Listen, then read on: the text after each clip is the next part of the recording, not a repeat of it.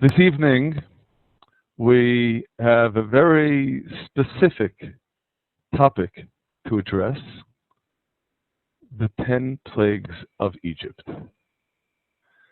And I suppose the most immediate impetus to have this as the focus of our discussion is what we read at the beginning of Exodus chapter 10. And I can't help but note, in the interest of full disclosure, that Exodus chapter 10 began the reading in the synagogues this past Sabbath. God said to Moses, "Come to Pharaoh, for I have hardened his heart and the heart of his servants." That hardening of the heart is a fascinating subject in and of itself, but we'll have to postpone that to some other discussion and perhaps another year. But in any case, that I might show these signs in the midst of them. And, note the emphasis, that you may tell in the ears of your son and of your son's son what I have wrought upon Egypt. Perhaps a better translation would be how I made a mockery of Egypt.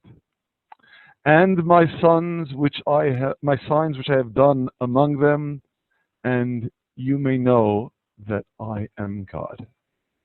So this is something that you are to recount to your son, your son's son, your children, grandchildren.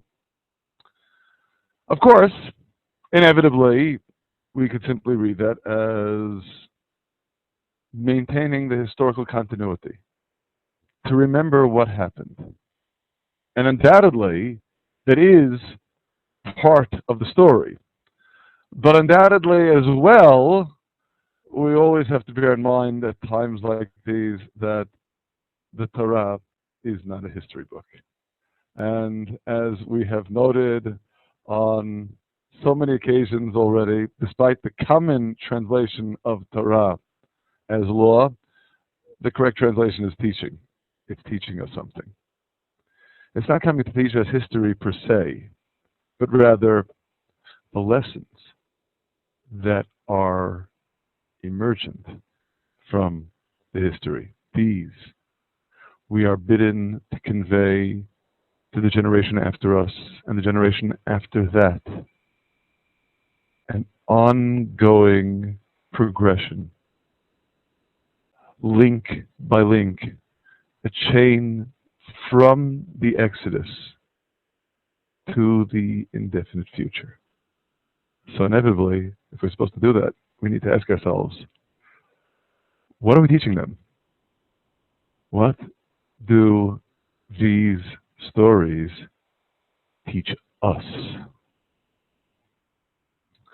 So, of course, in attempting to answer a question such as this, our principal immediate challenge is trying to make sense of it all, trying to make an order of it all.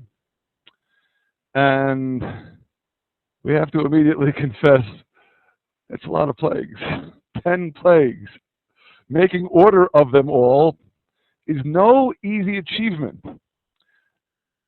And it is especially a difficult challenge because when we consider the list, there doesn't seem to be any obvious progression. In particular, we might have thought that the anticipated progression would be from least severe to most severe. Well, of course, plague number 10, the smiting of the firstborn, is the most severe. But can we realistically posit that the order of the 9 plagues that preceded it was one of ascending severity? I think not. Let's just consider, for starters, the first three plagues. The first plague was the plague of blood. All the water in Egypt was transformed into blood. That meant nothing to drink. Nothing to drink is a major challenge to surviving. Plague number two, frogs, is certainly a nuisance. Maybe even more than a nuisance. It could even, on some plane, be a health hazard because of hygienic considerations. They are dirty, slimy, but they certainly don't pose the kind of challenge that not having anything to drink poses. And then when you consider the third plague, lice. Lice are definitely a nuisance. But they're not much more than a nuisance. So if anything, when one considers the order of plagues 1, 2, and 3, blood to frogs to lice, I would say it's diminishing severity rather than increasing severity. Consider by the same token plagues 4, 5, and 6. Now, plague 4 is described in Hebrew as arov, which is probably best rendered as swarms. We must concede that the Torah does not explicitly clarify swarms of what. There is an interpretation that it implies swarms of flies. The dominant perspective is it is swarms of noxious creatures, wild beasts. Now, wild beasts can be a challenge to survival. They can be threatening. Just remember, a few weeks ago, we discussed the problem the Samaritans had here with lions. So, wild animals can be deadly. They then can represent an existential threat. That's plague number 4. Now, plague number 5 was pestilence, a plague that obliterated all of the domesticated livestock. Of course, this did take away life, but it wasn't human life. With all due respect to the animals, we reckon that as property, not as life and limb. So if plague number 4 threatened human beings with their very survival, plague number 5 threatened only their property. Clearly less severe. Then you get to plague number 6, boils. Again, kind of like plague number 3, a nuisance. Not much more than a nuisance. Arguably a more severe nuisance than lice. But compared with plague 5, and even more so with plague 4, something you can put up with. In other words, when we consider the order of plagues 4, 5, and 6, again, doesn't seem like increasing severity. If anything, it seems like diminishing severity. Consider plagues 7, 8, and 9. Plague 7 was hail. Now, this does not entail any conjecture or extrapolation on our part. The Torah tells us explicitly in Moses' warning to Pharaoh, this was not any ordinary hail. These hailstones were like boulders. Any person or animal that would be out in the field when the hail struck would be killed, smitten by the hail. So clearly, plague number 7 was an existential threat. It was deadly. And that clearly puts it on a more severe footing than anything that came before it. But when we consider what followed, what came after it, plague number 8 was locust. I'm not minimizing how horrendous that plague of locust was. Pharaoh calls it death. But it isn't actually death. Certainly not immediately. Maybe it could lead to mass starvation. But it, kind of like the 5th plague, maybe also like the 2nd plague, threatened property, not life and limb, at least when we speak of human life. So it was severe, but it wasn't as severe as the hail. Granted, the locust finished off anything that was left in the fields from the hail, but still at all less severe than the hail. And plague number 9, darkness. Again, is darkness really as severe as either of the plagues that came before it? It again seems like a nuisance. Maybe a worse nuisance than any of the other nuisances that were encountered previously. But a nuisance. So again, I would argue that from plague 7 to 8 to 9, it's not increasing severity, it's diminishing severity. Of course, in order to present my thesis, I have conveniently focused, as we say, on the trees rather than on the woods, on the forest.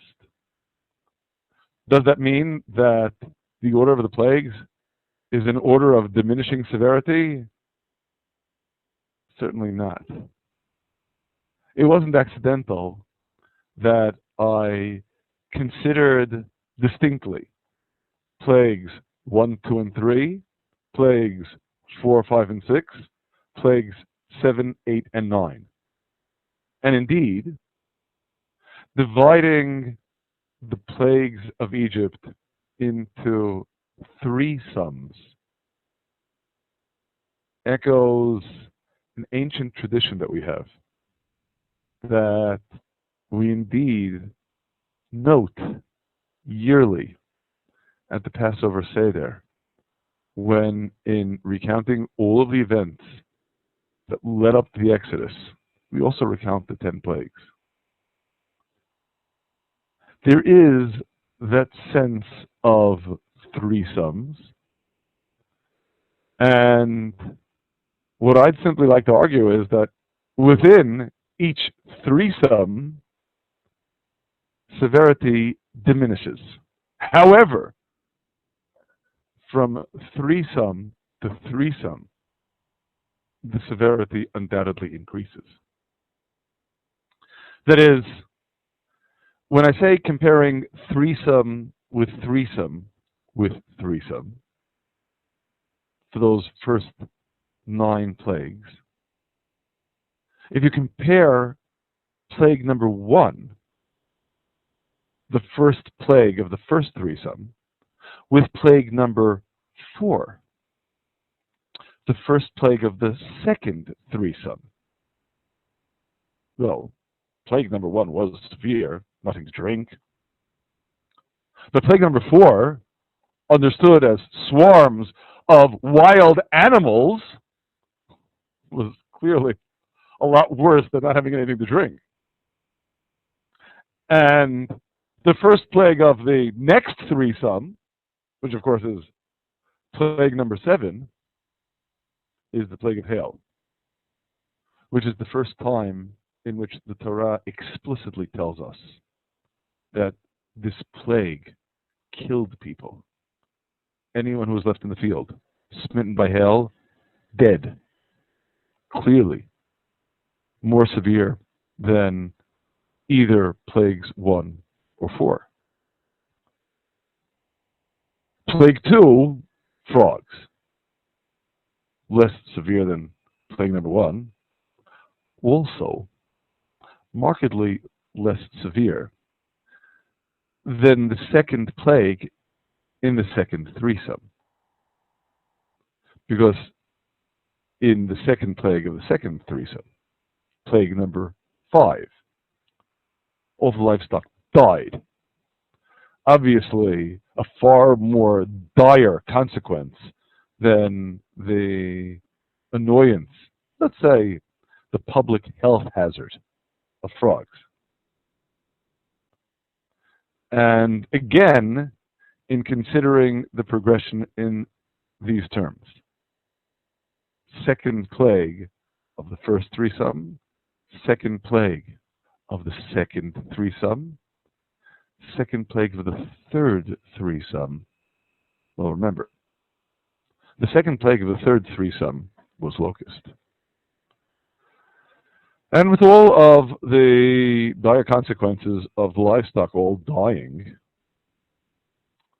the livestock all dying is a humongous, gigantic financial loss. But all of the produce being devoured by locusts means down the road there's not going to be anything to eat. So again, when you consider the progression of second plague in the first threesome, plague number 2, second plague in the second threesome, plague number 5, second plague in the third threesome, plague number 8, there definitely is increasing severity. Likewise,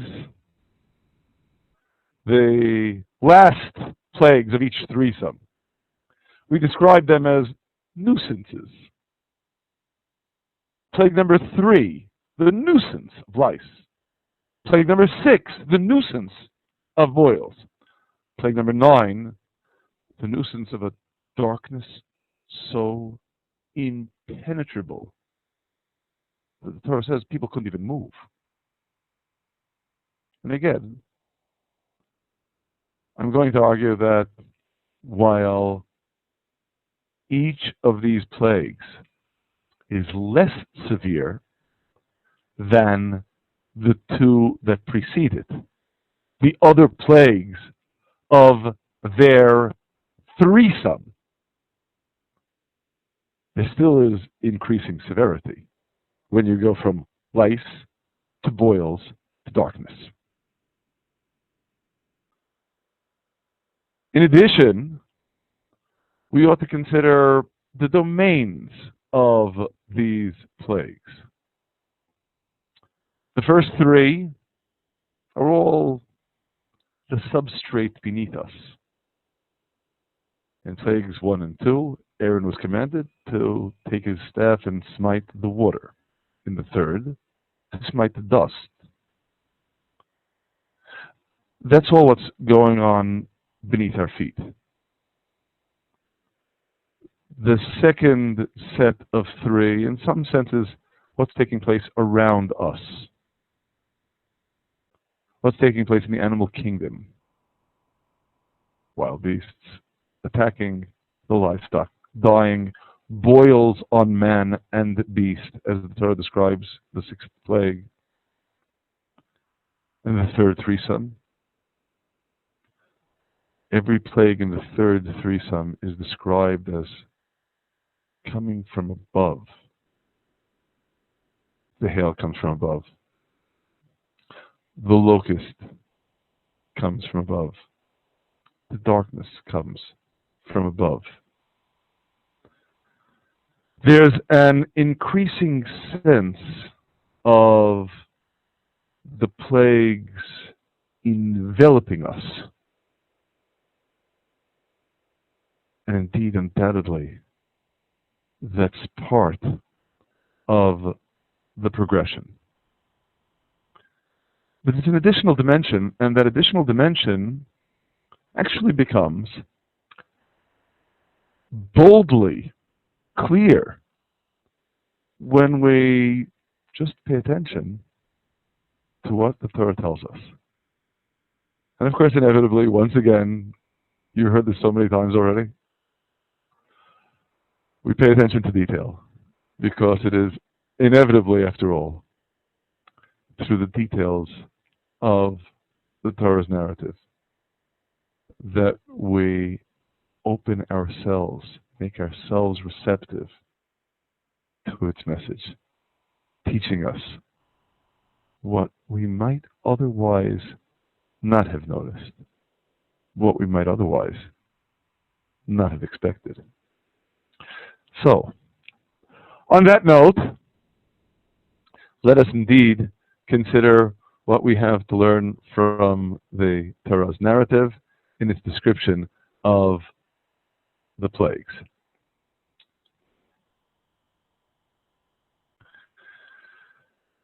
In chapter 7, we read the beginning of the progression of the plagues.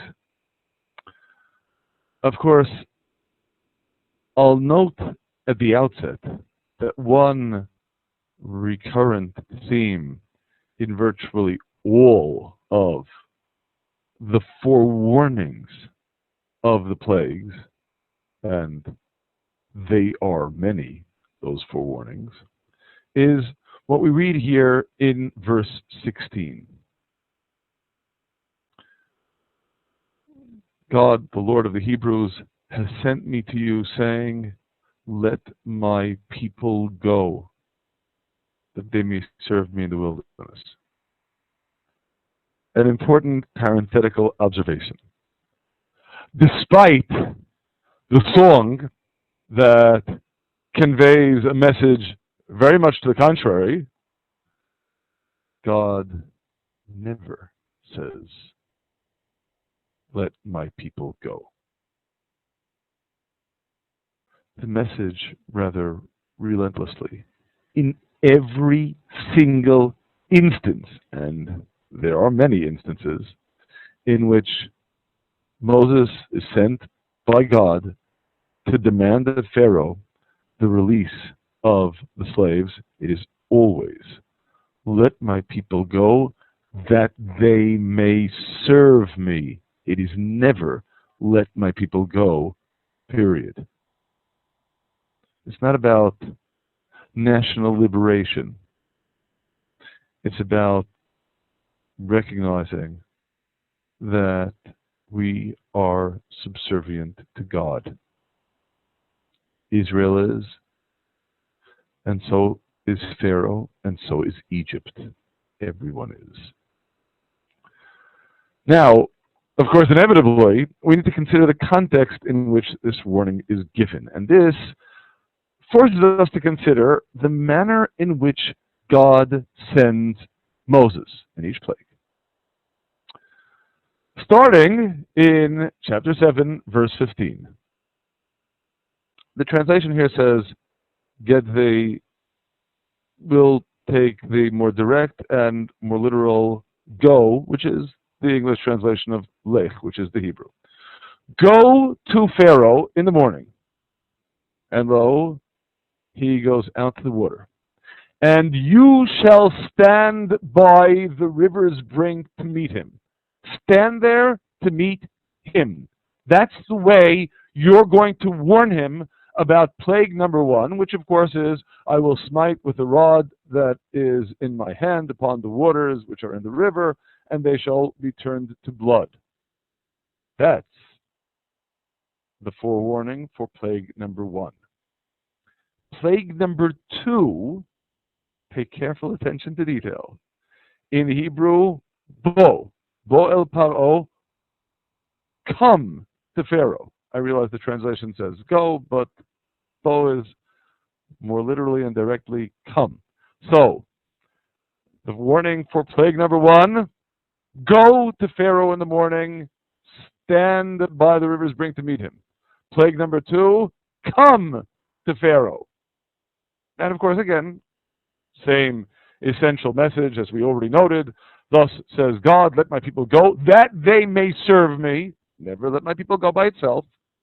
But again, the context, in the first instance, it is go and stand to meet him.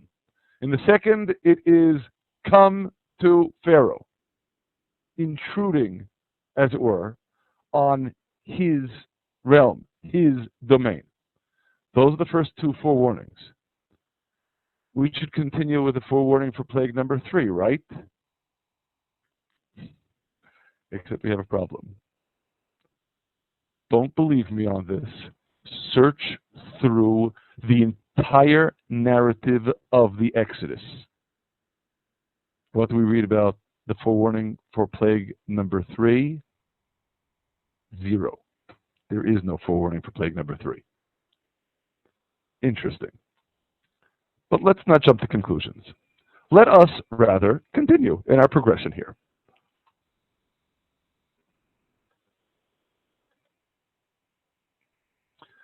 We move on to plague number 4. And here the context is, God says to Moses, rise up early in the morning, and again, stand before Pharaoh.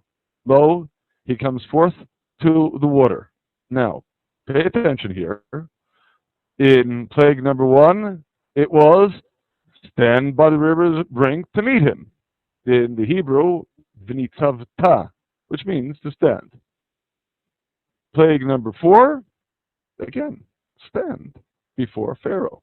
The Hebrew v'yetzev, which is same root as the v'nitzavta that we saw in plague number 1. Again, of course, same message. Thus says God, let my people go, that they may serve me. Not just let my people go. Remember that. And then we get the description of plague number 4. I will send swarms. The translation here says swarms of flies. The more dominant interpretation is, as we already noted, swarms of noxious creatures, wild beasts. That's the forewarning for plague number 4. I hope you're keeping track. We move on at the beginning of chapter 9 to the forewarning for plague number 5. I hope everybody remembers what was the context of the forewarning for plague number 2. But just in case you forgot, here it is again. The translation says go. We rendered it more directly as come. Come to Pharaoh. That's the way plague number 2 is introduced. And lo and behold, in plague number 5, exact same formulation. Mind you, the translation that we're using is also the same. It says go, but we're rendering bo as come to Pharaoh rather directly. Again, same message. Thus says God, the God of the Hebrews, let my people go that they may serve me. But you've already heard that a number of times this evening. But note, the manner in which the forewarning for plague number 4 is presented is almost the same as plague number 1. The manner in which plague number 5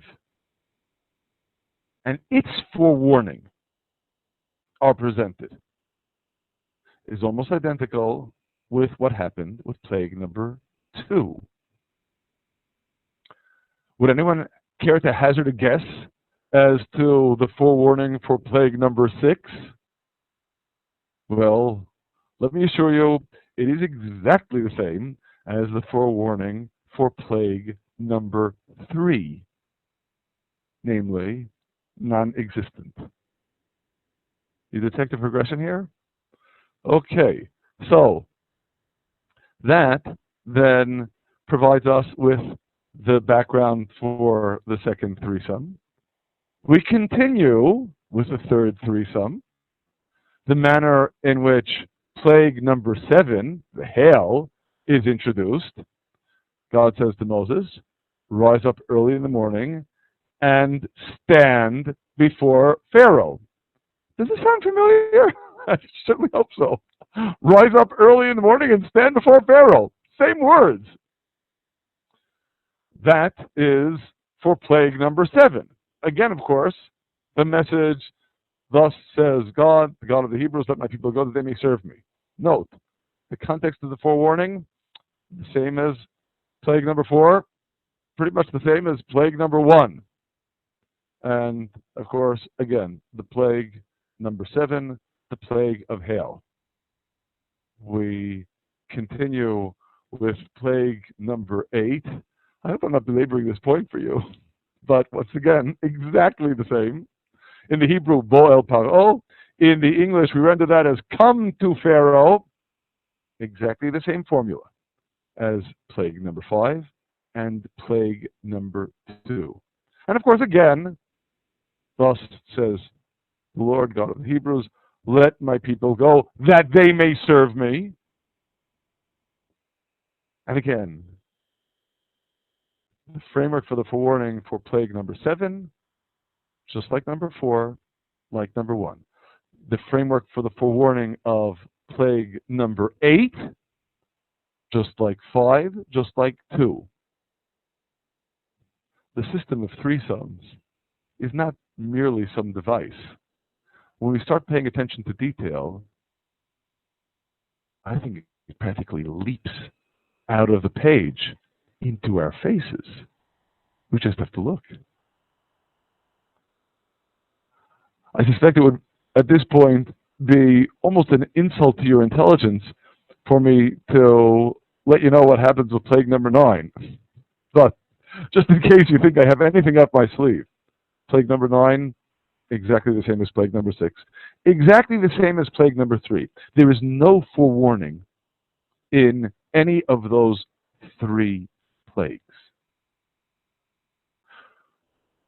Considering, then, this extraordinary symmetry between each of these 3 sums, I'd like to propose that for us to understand what is taking place, what the dynamism is within these 3 sums, the first plague in each 3-sum is presented to Pharaoh by Moses standing before Pharaoh. Now, as we already noted, although it is not explicit in plague number 7 over here, it was explicit in plague number 4. He is coming forth, or going out, to the water, and likewise in plague number 1, where it was also he's going out to the water. Moses is not bidden to directly intrude on what we could call Pharaoh's turf. Stand outside, stand before him, wait to meet him, and read him his warning. And if, of course, Pharaoh were to heed that warning, that would be it. But of course, we know the story. He doesn't. Rather, he progressively makes himself into more and more of what I'd like to call a no machine. A person can become so obsessive on saying no that he loses his very humanity and starts acting like an automaton, just saying no. And if I may add a parenthetical observation, I don't think the only one who does that is Pharaoh. I think we can consider many contemporary leaders who may also fall into a similar dynamism. After the first plague of the 3-sum goes unheeded, God says to Moses, come to Pharaoh. Intrude on his turf. You go into his palace and you tell him what he's facing. Increase the pressure by an extra notch. And when the second plague in each threesome is unheeded, well, the third plague in each threesome is what we could describe as an extra bonus. That is, because you were so obstinate, so stubborn, so brazen, so pig-headed, you'll get the third plague in each series as an extra little gift that you have already so richly deserved. So richly deserved, in fact, that you don't even deserve to be forewarned about it. So, of course, under the circumstances, we can understand why there will be diminishing severity as you continue in the threesome. From the first plague that gets the principal forewarning to the second, which is intruding into Pharaoh's turf to up the ante further, to the third plague in the threesome, which is the extra punishment, what I'm calling a bonus, after Pharaoh has ignored the previous two forewarnings. And of course, inevitably, while the severity truly does seem to diminish from one plague to the next, it only prepares the scene for the next threesome, which is in itself a far more severe threesome than the threesome that preceded it. Until, of course, after plague number 9, the last forewarning, this is for plague number 10. Thus says God. It's no longer a warning that overtly includes the formulation, let my people go that they may serve me. Just simply this, about midnight, I will go out in the midst of Egypt. Until now, I have sent my messengers as the plagues against you. Plague number 10 is just me, directly. God himself will be manifest in Egypt, smiting the firstborns of all of Egypt. Conceptually, we might almost think of the progression as 4 threesomes, except, of course, there isn't a fourth threesome, because after plague number 10, there's nothing left for an 11 or 12. That is the beginning of the unfinished threesome, because that, of course, precipitates the final, ultimate exodus. So this, at the very least, gives us, I think, some sense of order in considering what the progression is and what it tells us about heeding, or in Pharaoh's case, failing to heed God's warnings. But there's an additional dimension that is, if anything, for us, even more crucial. And that is the lessons that the plagues are intended to convey. That the plagues are intended to serve as lessons is by no means some interpretation, some extra layer of commentary. It's explicit in the text. Indeed, the formulation that we encounter repeatedly is the Hebrew root, v'yadu'u, v'datem, you will know. You are bidden to learn something. On the most basic plane, at the outset, indeed, as the introduction to the whole progression of the plagues, God says to Moses that the purpose of all these plagues, the purpose of, as God expresses it, my laying my hand upon Egypt is, and the Egyptians will know that I am God. I should stress here, although at this point, undoubtedly this is obvious to you, especially after our discussion last week, that what is rendered here as the Lord is the Tetragrammaton, God's holy name.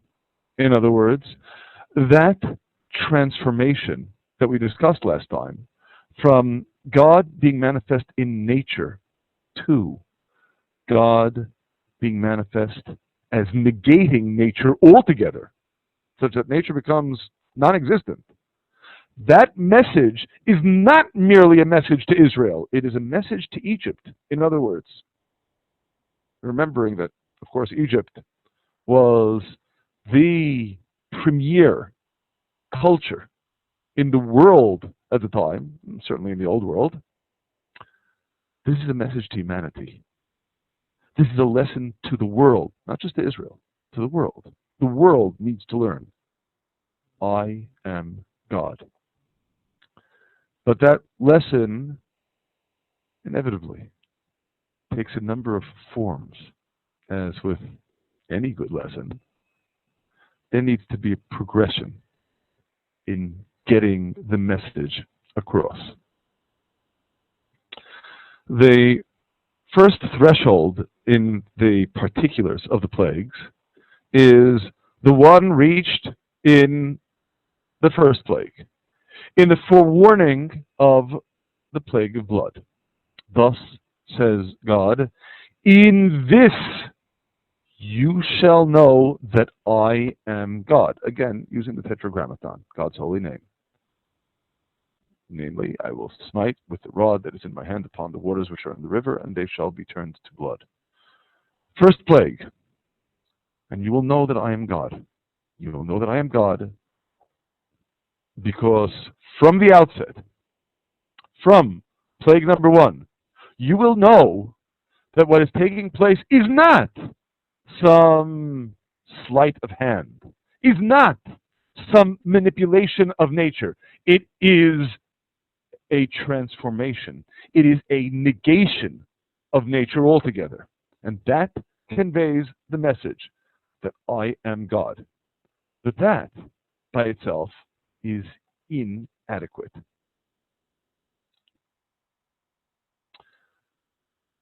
The next lesson is one that emerges specifically after plague number 2.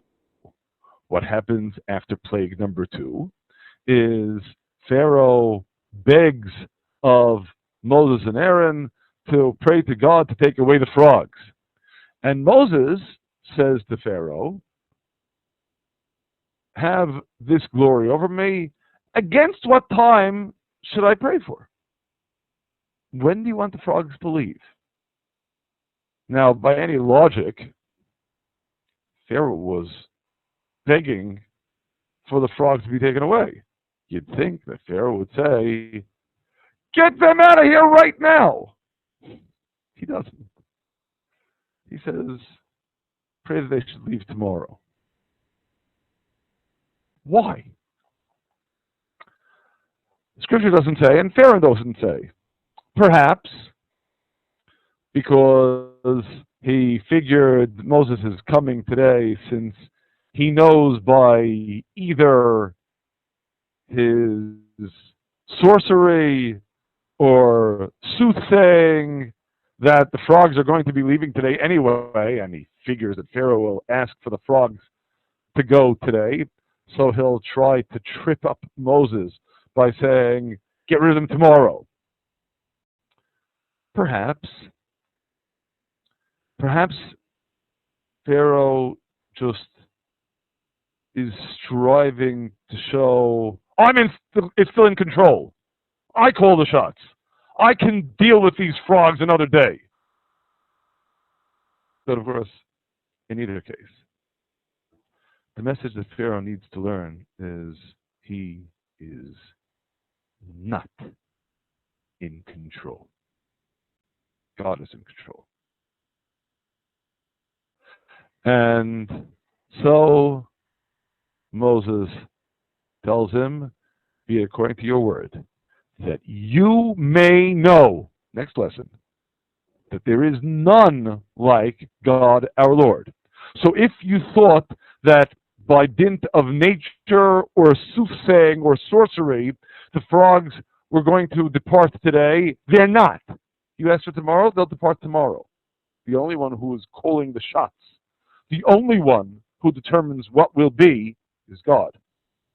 And if you asked for tomorrow because you wanted to show how you're calling the shots, you're still in control, you're not in control. There is none like God our Lord. That is lesson number 2. We consider lesson number 3.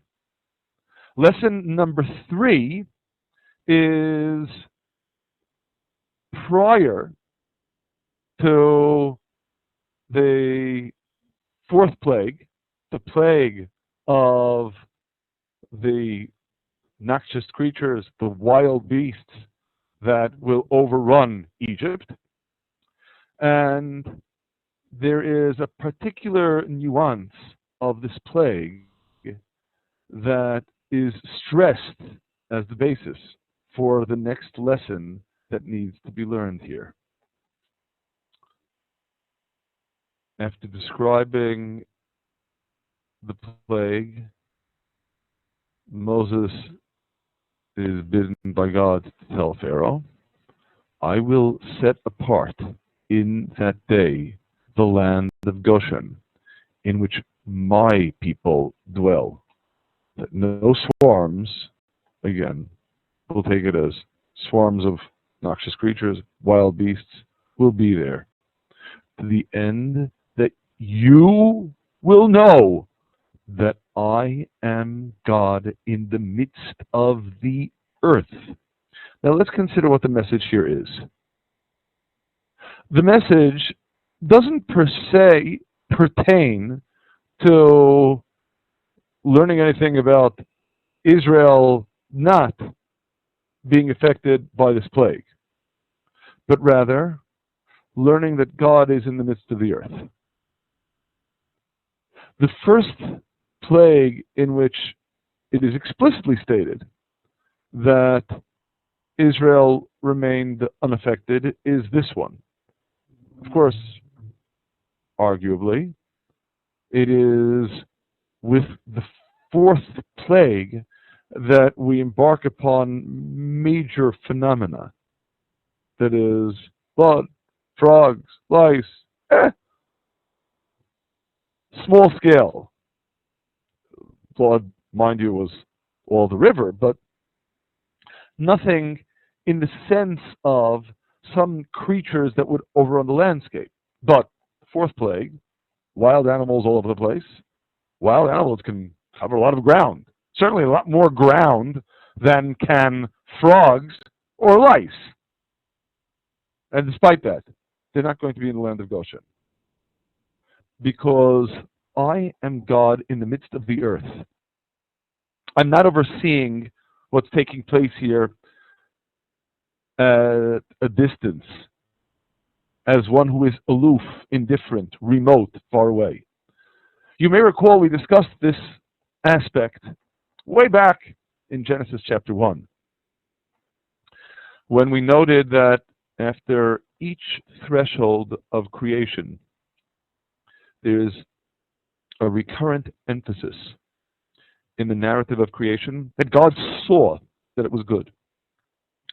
God doesn't only create. God affirms. God gives permanence to. And God continues to be engaged. That is, I am God in the midst of the earth. There's an additional nuance that I'll note, if you will, number theory in our tradition. When we consider the symbolic significance of the number 4, fairly obviously, the number 4 is evocative of 4 cardinal directions. Expansiveness on earth. And indeed, the 4th plague is expansive. Wild animals on earth, overrunning the landscape. It is specifically when we contemplate that grand landscape that we consider this message that I am God in the midst of the earth. And I can't help but add here that this is an interesting point of comparison to the previous lesson. The previous lesson, you'll recall, took place after plague number 2, in reference to plague number 2. This is before, but in reference to plague number 4. If we consider what the symbolic significance of the number 2 is, well, 2 is archetypally multiplicity. An interesting observation is that in the names of the numbers in Hebrew, it is only the number 2 that incorporates in the name of the number the suffix that implies plural. The ayim, shtayim, shenayim, for those who are familiar with Hebrew. It is when we contemplate multiplicity that we affirm that there is none like God. It is when we contemplate the expansiveness of the earth that we affirm the message that I am God in the midst of the earth. The message that then follows is one that takes place after plague number 6. So this is the message that is conveyed in warning Pharaoh about the upcoming plague, about number 7. There was no explicit lesson that was conveyed in the interim, so this is the next threshold that we need to address. And here, the message that God bids Moses convey to Pharaoh is in chapter 9, verse 14. For I will this time send all my plagues upon your person and upon your servants and upon your people, that you may know that there is none like me in all the earth. In all the earth. Indeed, in an amplification of that message, he continues, surely now I had put forth my hand and smitten you and your people with pestilence, and you would be obliterated, annihilated from the earth. That is, plague number 5, after all, obliterated the livestock. God says, would it have been at all more cumbersome, more difficult to obliterate all of you at the same time? But indeed, for this cause have I made you to stand, to show you my power, and that my name may be declared throughout all the earth. And of course, on the one hand, this dimension of all the earth becomes a far more relevant one when one reaches the third threesome. That sense that when the plagues are coming down from heaven, they indeed engulf Pharaoh engulf Egypt, and in some sense, engulf the earth. But again, I'll share with you an additional dimension that inevitably connects with the symbolism of numbers. This is taking place between Plague 6 and Plague 7. And in appreciating where its significance lies, we should consider the distinct symbolisms of 6 and of 7. So, what does 6 represent? We already noted that there are 4 cardinal directions, but of course, there are 4 cardinal directions only in a plane. In three-dimensional reality, there are 6 cardinal directions, because, of course, apart from the 4 cardinal directions in the plane, there's also up and down.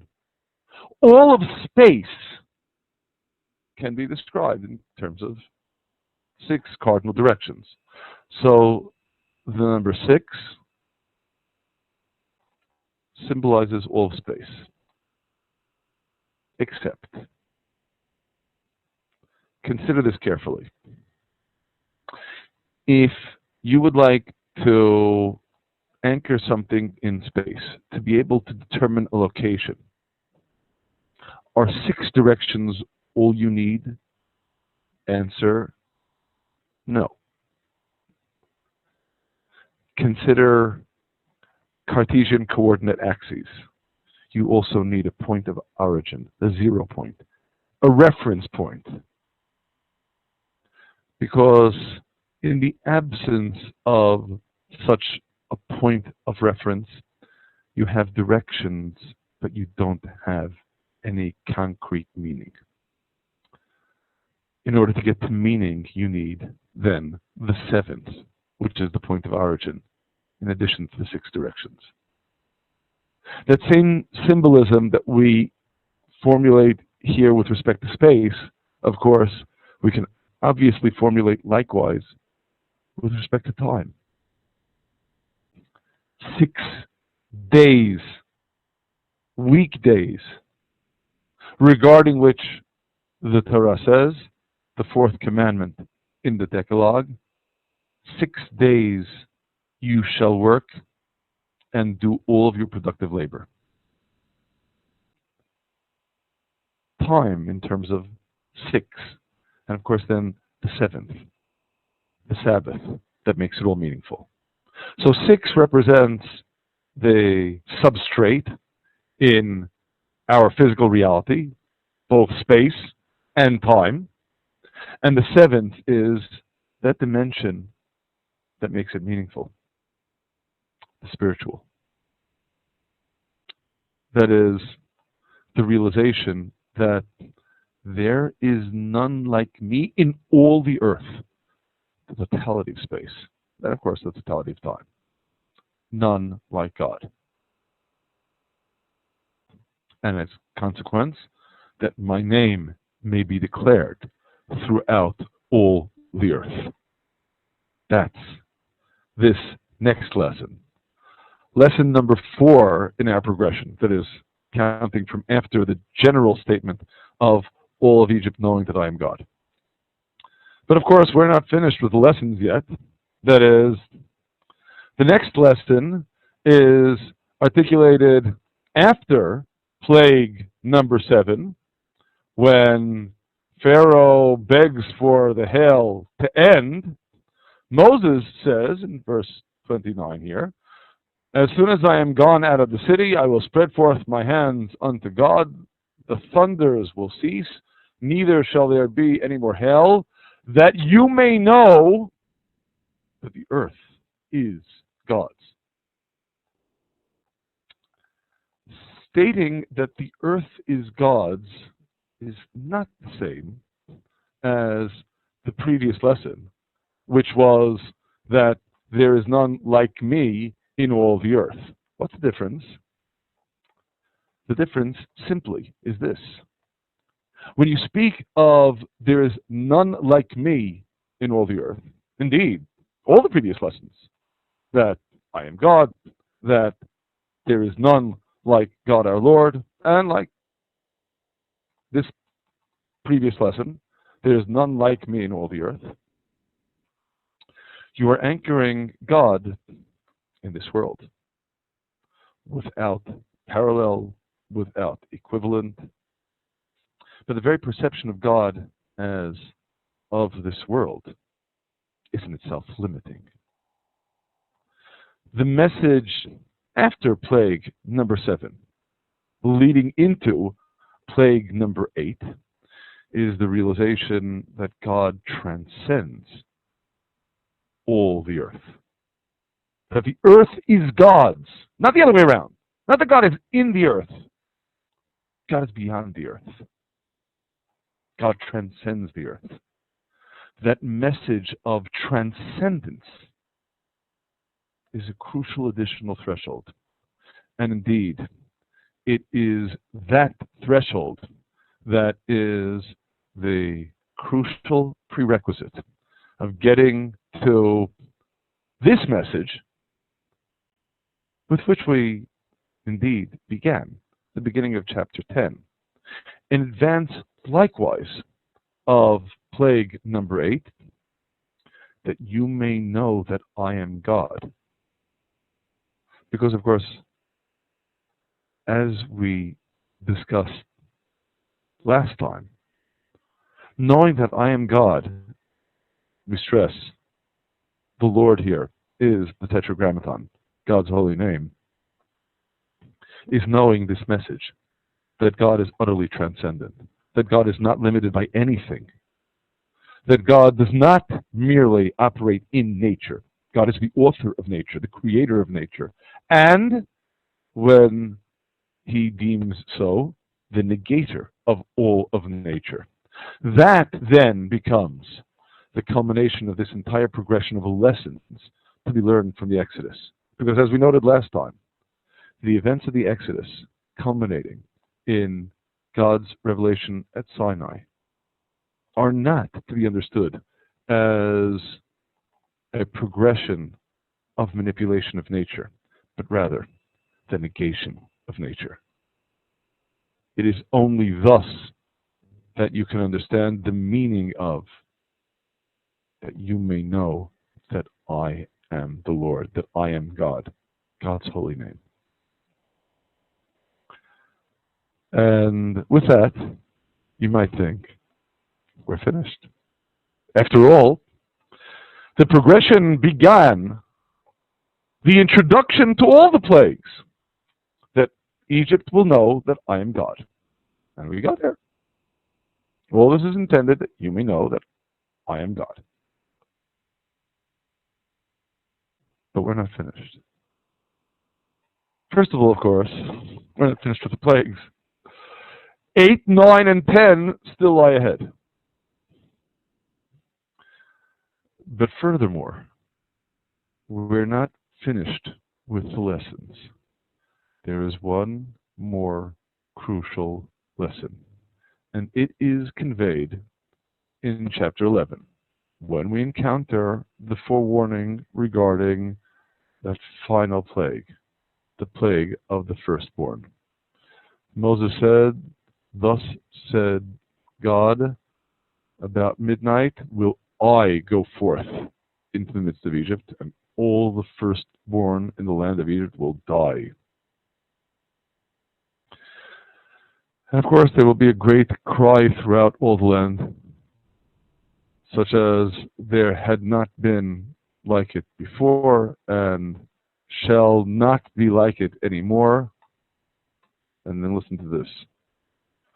But against any of the people of Israel shall not a dog wet its tongue, growl, whine, anything against man or beast, that you may know how God does put a difference between the Egyptians and Israel.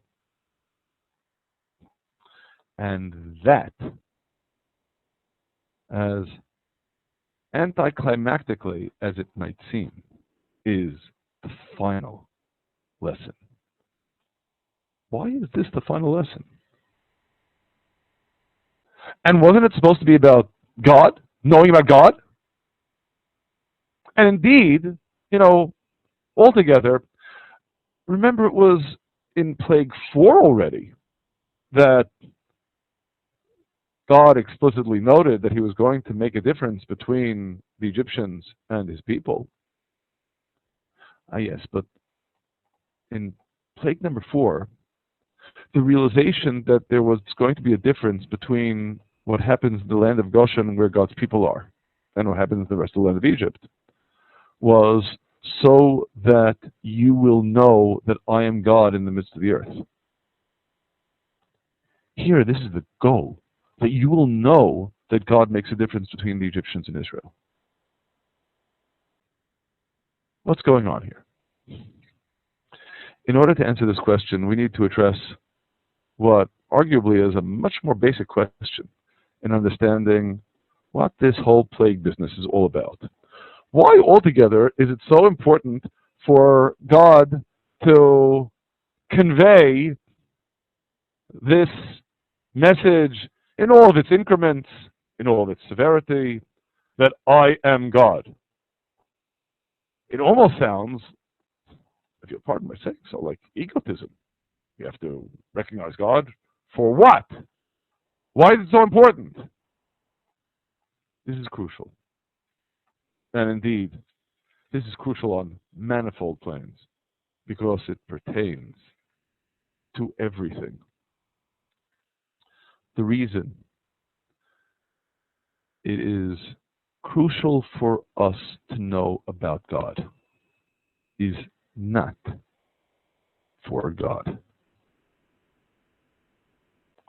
It's all for us. If I may share with you, even if it's not directly relevant to the story of the plagues, I think it's very relevant to this very observation. In Deuteronomy chapter 10, verses 12 and 13. And now, Israel, what is God your Lord asking of you? What's he asking of you? Only this. Listen to this list. But to revere God your Lord, to go in all his ways, to love him, to serve God your Lord with all of your heart and all of your soul, to keep the commandments of God and his statutes that I am commanding you this day. That's all. What else could he possibly ask? Isn't this an awful lot? And it starts out with, what's God asking of you? What's God asking of you? Sounds like he's asking for an awful lot. Wait a second. I didn't finish reading all of verse 13. In the Hebrew, there are another two words, and they say everything. In the Hebrew, it's letov lach, translation, for your own good. In other words, now Israel, what is God asking of you? He's not asking of you anything that's for his good. He doesn't need any of this. Everything he is showing you, everything he's teaching you, everything he is doing for you is for your own good, for your blessing, not his. Knowing all about God is a means to an end. The end isn't for God. The end is for us. And in particular, with respect to Pharaoh, this leads me to, I think, a fascinating observation.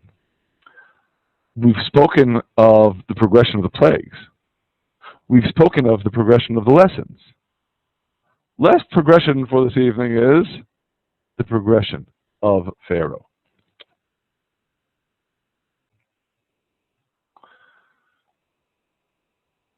When Moses first came on the scene and conveyed God's message back in chapter 5, let my people go that they may hold a feast unto me in the wilderness. Again, let my people go to serve me. Pharaoh's initial reaction was, who is God that I should hearken unto his voice to let Israel go? I know not God. Moreover, I will not let Israel go. Pharaoh says, I don't know what you're talking about. I don't know about this godnesses at all. That's the way things start out. And we readily discern an interesting progression here. After plague number 2, entreat the Lord that he take away the frogs from me and from my people. So Pharaoh recognizes there is a God to entreat. That's the first threshold. That's after plague number 2. After plague number 4, there's an additional dimension. The difference in expression is subtle, but I think crucial. Entreat for me. When you just say, entreat God, you're not admitting you have needs and failings and deficiencies, and you need something more than you can deliver by your own hand. When you say, entreat for me, you're admitting that. And that is the first crucial threshold in the rehabilitation of Pharaoh. After the plague of the hail, we find an additional threshold. This is a wondrous development. I have sinned this time. God is righteous, and I and my people are wicked. Entreat God that the hail should stop. For Pharaoh to say, I have sinned,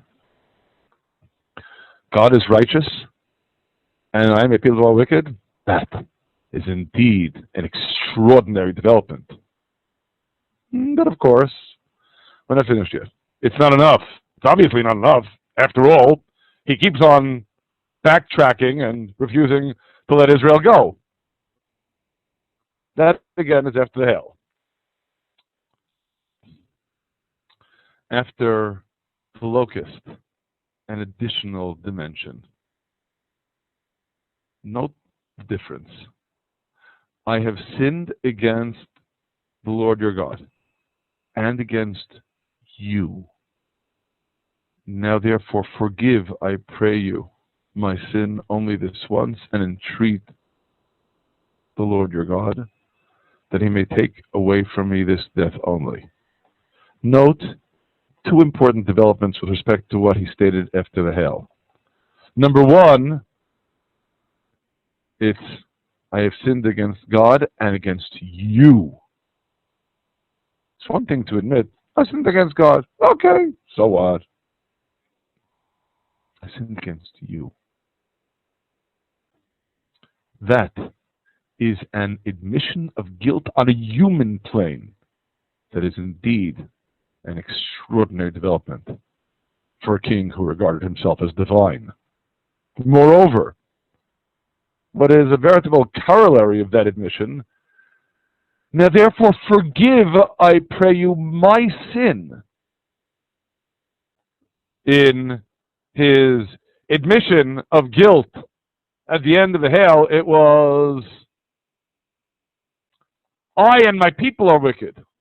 Once you say, my people, then I have the anonymity. I'm not really responsible. It's not just me, after all. It's my people as well. I'm just part of a larger group, and I can camouflage myself within that group. Here it is, I have sinned. I, no one else. No convenient hiding behind the mask of the masses. I have sinned, and therefore I need to ask you to forgive me because I have sinned. And again, entreat the Lord your God. So, having reached all these thresholds, are we finished yet? You know the answer. Of course not. After all, this is after locust. And both darkness and the smiting of the firstborn are yet ahead, because Pharaoh did not learn, did not retract, did not repent. what could possibly be an additional development after plague number 10? The development that indeed spurs Pharaoh to send Israel on its way. After the plague of the firstborn, Pharaoh called for Moses and Aaron by night and said, "Rise up, get you forth from among my people, both you and the children of Israel. Go and serve God as you have said. Take both your flocks and your herds as you have said, and be gone. And," look at this, "bless me also." Now you might say, bless, entreat, isn't it the same thing? I think not. In all the previous instances, it was entreat God, pray to God on my behalf. The underlying assumption behind pray to God is, you folks are such nuisances. Israel is just a pain in the neck. Entreat God so I won't be suffering because of your presence anymore. It is at this point that Pharaoh says, "You bless me." You're here not to be troublemakers, not to be nuisances. You are a source of blessing. A source of blessing to me, a source of blessing to Egypt, a source of blessing to the world. God chose his people not to give them an easy job. On the contrary, as we've seen, it's never let my people go. It's always let my people go to serve me. They'll have the responsibility. They'll have the mandate. The exodus from Egypt is not to make life easier for them. Indeed, in Exodus chapter 13 already, we read in the Torah that God takes Israel on a less than direct route out of concern that if they're on too direct a route, they may run back to Egypt. And despite the indirect route, they still tried to run back to Egypt on more than one occasion. The Exodus was never intended to give them easy lives. Again, it was never, ever let my people go. It was only let my people go that they may serve me. And how will they serve me? They will be a source of blessing. To introduce the world to God. To serve as the means through which the entire world will find God. And so it is, not only in the Exodus from Egypt, and of course on this note, we conclude in the words of the prophet Micha. This is likewise the promise of the future. As in the days of your coming forth out of the land of Egypt, will I show unto him marvelous things. Wonders. Wonders for which Israel serves as the conduit, but that are shown to the world. So the world experiences God. So the world is uplifted. So the world is transformed for its own good. It is to become a source of blessing for all of humanity. And as such, in the words of the prophet Jeremiah, therefore, behold, the days come, says God, that it shall no more be said, as God lives, who brought up the people of Israel out of the land of Egypt, but as God lives, who brought up the people of Israel from the land of north, and from all the countries where he had driven them, and I will bring them back into their land that I gave unto their fathers. This again is an opportunity to sense God, to reconnect with God as the source of blessing, through the blessings he bestows through his people upon the world. If Pharaoh has learned about God, but has not learned that crucial message. Again, that you may know that God puts a difference between the Egyptians and Israel. Not simply for the Egyptians' detriment and for Israel's favor. No. To establish Israel as the source of blessing for him, Pharaoh, and for the world. So long as Pharaoh has only gotten to entreating God, even if he's begging for forgiveness, he's not there yet. It's once Pharaoh says, "Bless me also," that he has indeed begun to learn the lessons. It is once we recognize in God's system, in God's people, that source of blessing, that we are truly able to integrate the message, to know God. And as such, then, to declare that as God lives, not just as God lives who brought the people of Israel out of the land of Egypt, but who brought Israel from the land of the north, from all the countries where he had driven them. I'll leave it to your imagination to substitute the appropriate country names for land of the north and for all the countries where he had driven them. And I will bring them back into their land that I gave unto their fathers. That's the promise. That's the blessing. Not for Israel, for the world. The plagues, ultimately, are a mission of learning, of growing, of coming back to God. God bless you.